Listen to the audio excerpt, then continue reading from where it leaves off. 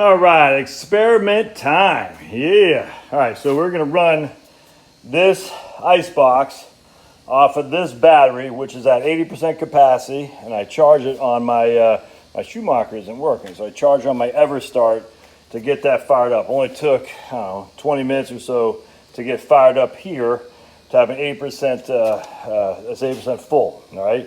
And we're running it off this Cobra 2,000 watt 5,000 watts peak, 2,500 running watts. It doesn't really matter because you can see the load is just 3 watts right now, 0.3 watts, not much. And you can see the voltage on my battery is well above 12, so that's good.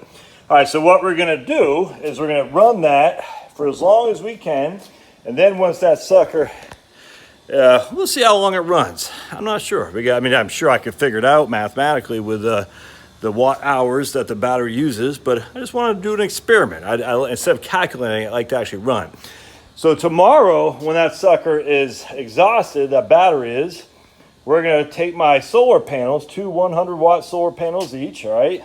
And we're going to put them out. Now, these are not a square meter solar panels. They're about 2/3 of a square meter.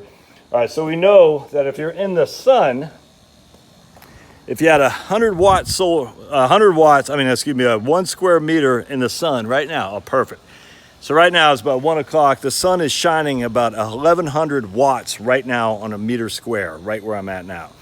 All right, so we know with what we do, but that doesn't do anything. I mean, the energy is the warmth that it's providing, but we have to turn it into electricity if we want to run a ice box off it, and that's what solar photovoltaic does. So you got solar thermal, which is heating, and then you got solar photovoltaic, which is turning into electricity. Now we know for a fact that this right here, because it's less than 1 square meter, will only receive, probably 800 watts or so, 750 or so, because it's not a full square meter, all right? Now we also know they're 100 watts. That's all it can do, 100 watt output. So what's happening here is the efficiency on this guy is probably 15%. This is a Renogy, I'm not sure how to pronounce it. I can't remember what this one is, but anyway, I'll show you here in just a second. So we know the efficiency is probably 15%. So if on 800, I'm not sure what 15% of 800 is. Well, 15% of, I guess, is 100, right? Yeah, 15% of 800 is about 100. So when the sun's right above us in the sky with no clouds up there, right, there's that beautiful heat tab of the sky, at max, that will receive 800 watts, and then it will convert that 800 watts into electricity.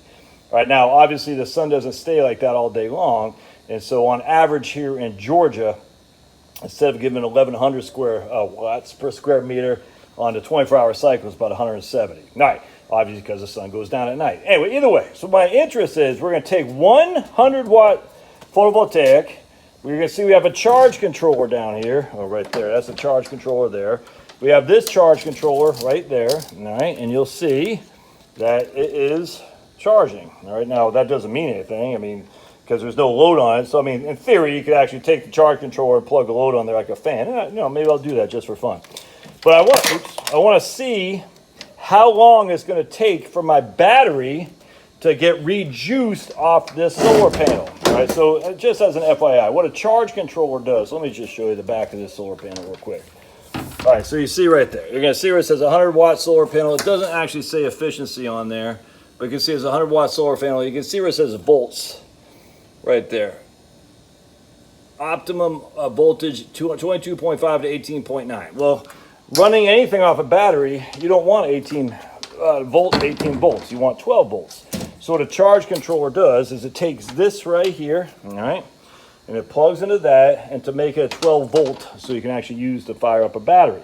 Pretty simple concept when you think about it. I don't know how it actually works in terms of the physics behind it. I kind of know the physics behind it. I don't know actually how you create one of these, but I think it's neat. Anyway, so let me use my other charge controller here, and then what you do is let's bring this guy up, and you can see I just did the connector here, I forgot what those connectors are called. Not a butt plug. What the hell is that? I can't remember. Anyway, I just use that to to connect the wires, and then you get your charge controller. And what that does is it makes it 12 volts, so it can actually be used off those two connections into your battery or any other device. You could literally put that into a fan. Again, you have to use an inverter to convert or invert the 12 volt I guess you'd be invert the 12 volts voltage here that these solar solars are doing. Charge controller makes a 12 volt, and you need to plug this into an inverter in order to be able to use a fan, because it won't run on 18 volts, if that makes sense. So that's my experiment. It'll be interesting to see how this shakes out. And for all those who say, you don't like solar, yeah, I do. I 100% love solar. I'm a realist, where I know how solar works. You're not going to run a society on solar, man. It's just stupid, and I'm sorry, it is.